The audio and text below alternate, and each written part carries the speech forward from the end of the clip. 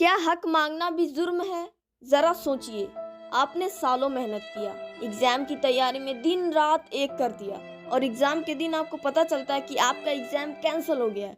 आप अपने हक के लिए आवाज उठाते हो तो उस पे आपको हिरासत में ले लिया जाता है। बस ये कोई कहानी नहीं है, ये एसएससी सीजीएल फेज 13 की हकीकत है जो लाखों एस्पिरेंट्स को हिला कर रखी है।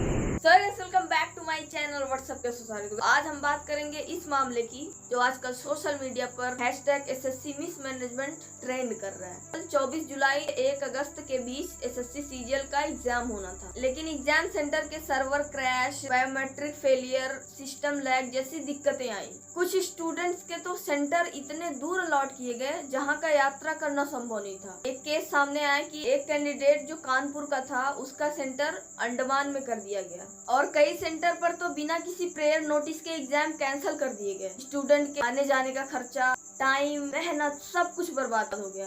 तो ये एग्जाम कंडक्ट करने का कॉन्ट्रैक्ट एडीक्यूटी को दिया गया जो पहले से ही ब्लैक लिस्ट रही है। और कई सारे स्टूडेंट और एडुकेटर्स का कहना है कि ये सिर्फ टेक्निकल ग्लिच नहीं है बल्कि मैनेजमेंट की सबसे बड़ी नाकामी है। अब बात करते हैं ये प्रोटेस्ट शुरू कैसे हुआ। सोशल मीडिया पर स्टूडेंट्स ने #SSC मिसमैनेजमेंट और जस्टिस फॉर एस्पिरेंट का ट्रेंड करना शुरू किया और दिल्ली में दिल्ली चलो का अभियान चलाया गया जिसमें बहुत सारे स्टूडेंट और कई सारे टीचर शामिल रहे। प्रोटेस्ट का स्थल था जंतर मंतर और सीजीओ कॉम्प्लेक्स। इसमें कई सारे teachers, Neetu ma'am, Rakesh Yadav, Aditya sir और बहुत सारे टीचर शामिल रहे। और वहाँ तो इतना बड़ा पार्क है, पार्क में आराम से बैठ लेंगे, आराम से बैठेंगे, 4 लोगों को ले जाते हैं। सेशन चल रहा है, नहीं बैठने। आप इतना डरते क्यों यार? सेशन चल रहा है। प्रोटेस्ट पीसफुल था लेकिन पुलिस ने क्राउड को हटाने के लिए एक्शन लिया। नीतू मैम, राकेश सर को अरेस्ट किया गया। हालांकि रात को छोड़ दिया गया लेकिन कई सारे स्टूडेंट के साथ लाठीचार्ज हुआ। कई सारी टीचर्स थी, इतनी सारी फीमेल टीचर थी लेकिन वहाँ पे कोई फीमेल पुलिस नहीं था। फिर भी उन्हें जबरदस्ती गाड़ी में बिठाया गया और दिन भर उसी में घुमाया गया।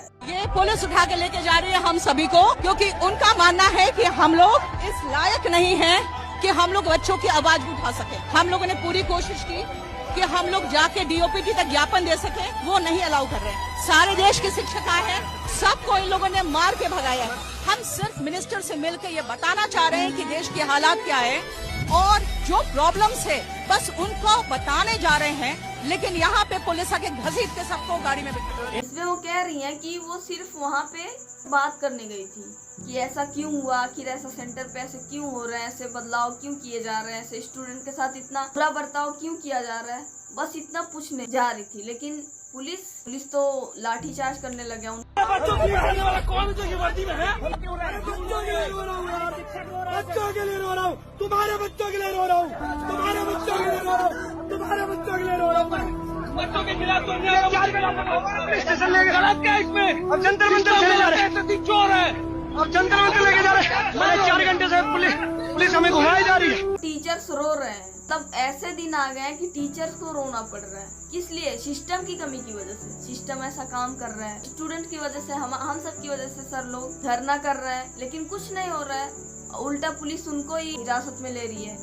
देखो, मेरा सवाल है ना सरकार से सिर्फ इतना सा है कि यार आप इस बात को समझो। आप या तो ये कह दो कि हम भर्ती नहीं निकालेंगे, ठीक है, तो एक बच्चा होप छोड़ देगा, नहीं करेगा तैयारी हो। लेकिन आप जब ये आश्वासन उसको देते हैं कि देखो हम तुम्हें सरकारी नौकरी देंगे वहाँ पे, तभी तो वो तैयारी करता है, तभी तो हम तैयारी कराते। हमें क्या जरूरत है अपनी कमर तोड़ने की? हमें क्या जरूरत है बच्चे को अपनी कमर तोड़ने की? यार कोई इतनी मेहनत क्यों कर रहा है? सही है सर, आपने एकदम सही कहा। आखिर सरकार को जब वैकेंसी तो वैसे भी नहीं आती है, तो सर ने एकदम सही कहा कि अगर आपको नौकरी देनी नहीं तो भाई भर्ती निकालो ही मत, वैकेंसी मत निकालो। कम से कम स्टूडेंट होप तो नहीं रखेगा ना, दिनों रात मेहनत नहीं करेगा, लेकिन ये उम्मीद टूटता है तो बहुत दुख होता है। अभी जो वीडियो है सामने, उसमें बाउंसर ने बच्चों को पीटा है। बाउंसर्स का एग्जाम सेंटर पे क्या काम होने लग गया? बच्चे हैं, वो टेररिस्ट थोड़ी ना है, पेपर देने जा रहे हैं और पहले ही वो घबराए हुए पेपर के प्रेशर में।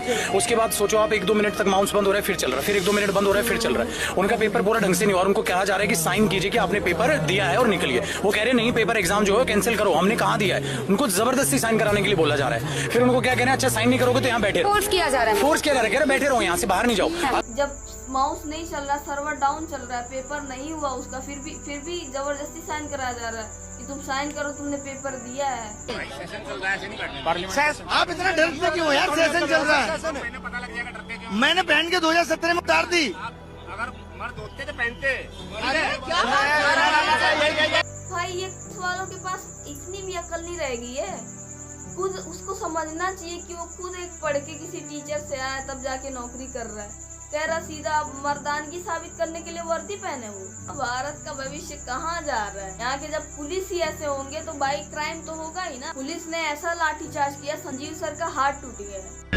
अभी पुलिस ने लाठीचार्ज की है, सर का हाथ टूट गया है। मतलब शिक्षक के साथ ये व्यवहार हो रहा है, मुझे समझ में नहीं आ रहा है कि हम जा कहाँ रहे हैं और चाह क्या रहे हैं। नीतू मैम को पकड़ लिया है, अपने सर पता नहीं कहाँ है, राकेश सर को डिटेन कर दिया गया है।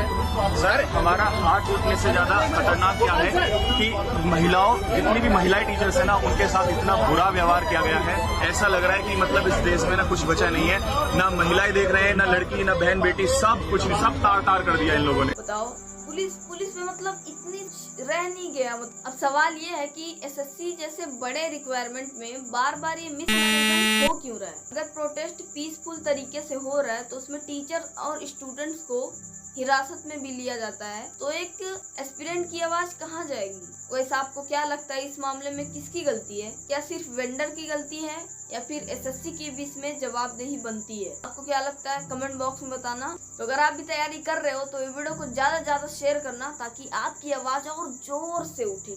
जस्टिस फॉर एस्पिरेंट मैं भी हूँ, स्टेनोग्राफर का मेरे को भी देना है, एमटीएस का भी देना है, दो एसएससी देने हैं। तो अगर इसमें कुछ अच्छा फैसला होता तो बहुत खुशी की बात होगी, और अगर नहीं होता है तो बाकी स्टूडेंट की लाइफ तो खतरे में है ही। नेक्स्ट अपडेट आता तो आपको जरूर बताएंगे। जो मिलते हैं नेक्स्ट वीडियो में। Thanks for watching. जय हिंद, वंदे मातरम।